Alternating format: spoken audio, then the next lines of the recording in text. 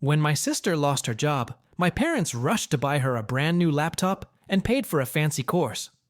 When I got promoted, Dad just said, "You don't get rewarded for doing your job." I didn't argue. 3 weeks later, they walked into a store and saw my face on a magazine cover.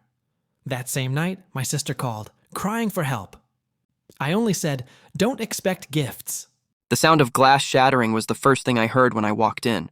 My sister Tessa was standing near the counter, mascara streaked, voice trembling but sharp. "You think you're better than us now? Because some magazine put your face on the cover?" Dad slammed his hand on the table. "Enough, Tessa. He just wants attention, same as always." I didn't say a word. The air smelled like burnt coffee and bitterness. Mom sat on the couch, eyes red. Maybe from crying, maybe from guilt. Tessa snapped again. "You wouldn't even have that job if Dad hadn't helped you through college." I looked straight at her, calm but cold. "Helped me? You mean the loan I paid back every single month while you were traveling on theirs?" Her lips froze. Dad's tone hardened. "Don't twist this, David. We've always supported you." I smiled faintly. "Right. Until I stopped needing it." The silence after that hit harder than any shouting. Then Mom spoke softly. The kind of soft that still hurts. "Maybe you should share some of your bonus. Tessa's struggling." My chest tightened. "I already did," I said. "You just never asked where your car payment came from." Tessa frowned. "What do you mean?" I grabbed my keys and headed for the door. "Don't worry," I said. "You'll figure it out soon." The door clicked shut behind me, and in that quiet, I realized something. My silence wasn't kindness anymore. It was power. My name's David Hale, 27, software designer, son, brother, and for most of my life, the quiet one. In my house, silence wasn't peace. It was survival. Dad spoke like every word was law. Mom cried when she wanted control. And Tessa, she lied with a smile and still got called the baby. I learned early that telling the truth just made things worse. So I listened, fixed things, paid bills, stayed quiet. When I got my first job, I helped with the mortgage. When Tessa crashed her car, I covered the repairs. When Dad's business went under, I emptied my savings. They said thank you once. That was years ago. Now, standing outside that house, I wasn't angry anymore, just tired, because the truth I'd been holding back wasn't about money. It was about who'd really been saving who. My family, the cost of chaos. Tessa Hale, 25. Reckless, dramatic, always the favorite. Every mistake came wrapped in excuses and love. Mom, Evelyn Hale, 52. Looks fragile, but her guilt cuts deep. She calls manipulation motherly worry. Dad, Mark Hale, 55. Ex-businessman who blames everyone for the company he lost. They treat family like a business, love like a transaction. At dinner, Dad once said, "You're lucky you don't have kids, David. You'd finally know what real responsibility looks like." Tessa laughed. "Yeah, you wouldn't last a week raising one." I just smiled, knowing the truth. Their responsibilities had my name on every payment. Still, I stayed quiet. Because when you've been silent too long, honesty feels violent. But I could tell something was being hidden.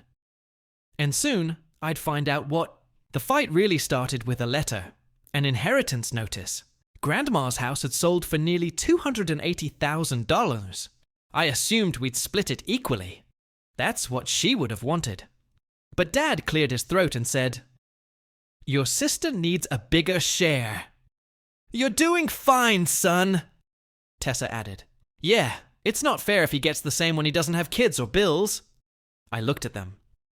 "Bills? I've been paying yours for years." Dad barked, "Don't talk to me like that."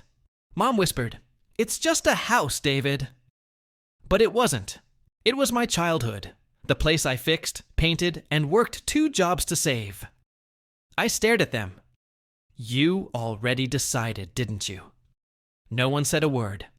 And that silence told me everything. The next night, things exploded. Dad shouted, "You always think we owe you something." Mom cried, "You're breaking this family apart." Tessa snapped, "Maybe if you weren't so bitter, people would actually want you around." I stood still, hands in my pockets. Calm. Controlled. "Funny," I said. "I've been around this whole time. Just invisible, right?" Tessa scoffed. "Stop acting like a victim. You're selfish. You only help to feel superior." I stepped closer. "If I wanted control, Tessa, you'd be homeless." Her face went blank. Dad's voice thundered. "You're out of line!" "Maybe," I said. "But so were you, when you forged my signature on that loan 3 years ago." Mom's face went pale. "David?" "Yeah," I continued. "I found the papers. My name where yours should have been." No one spoke. That silence wasn't peace. It was guilt. I can still remember that night, 2021. I was 24. Dad called me into his office, said he needed a favor. His business was collapsing. He begged me to use my credit just for a few months. He promised he'd pay it off. I trusted him, because that's what sons do. But months later, I got letters, overdue notices, collections, threats. When I confronted him, he said, "It's your responsibility too. We're family." That was the night I learned what family meant to them. I sold my car, skipped rent, and worked nights to clean up his mess. When I finally cleared the debt, he looked proud. "You're stronger for it," he said. I never forgot that line. And now, looking at Mom's face, I knew she'd known all along. The next morning, I came back with a folder. Proof. I dropped it on the table. Bank statements, signed documents, texts, everything. Dad froze. Mom reached for them, whispering, "Please, not like this." Tessa frowned. "What is this?" "It's all of it," I said quietly. The forged papers, the fake transfers. Every time my name was used to clean your mistakes. Tessa's voice shook. "No. Mom?" Mom's lip trembled. "We just wanted to protect you." I exhaled slowly. "No, you wanted to protect your comfort." Dad slammed the folder shut. "You think this gives you power?" I smiled. "No, Dad. It gives me peace." I turned toward the window. "I knew all of this months ago. I just wanted to see how far you'd go before you admitted it." Their faces turned pale. "Guess I have my answer," I said. The house erupted, shouting, crying, doors slamming.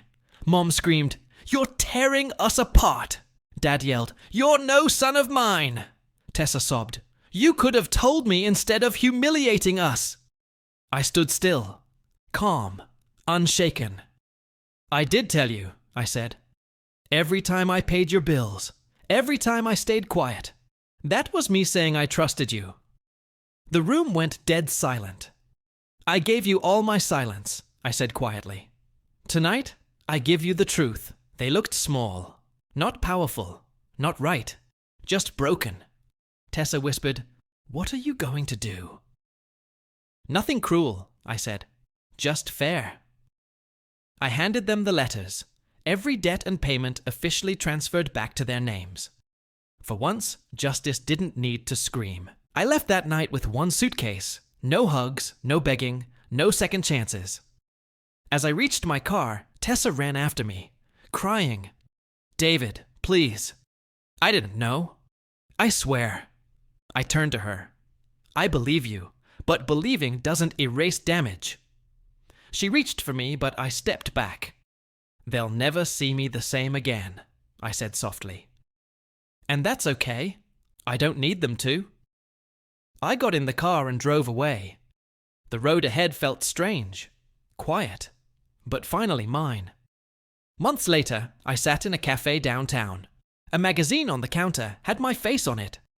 "From Silence to Strength, the man who rebuilt himself." I smiled, not prideful, just relieved. My phone buzzed, a message from Tessa. "I'm working now, trying to fix things. I'm sorry." I stared at it for a moment, then typed back. I'm glad. Take care of yourself. No bitterness, just peace. Outside, sunlight poured over the city. For the first time in my life, I felt light, because finally, I didn't carry their weight anymore. If you were in my place, would you forgive or walk away forever? Tell me in the comments. Your story matters. Like if you felt this. Subscribe for more stories about pain, healing, and quiet strength. Because sometimes silence isn't weakness.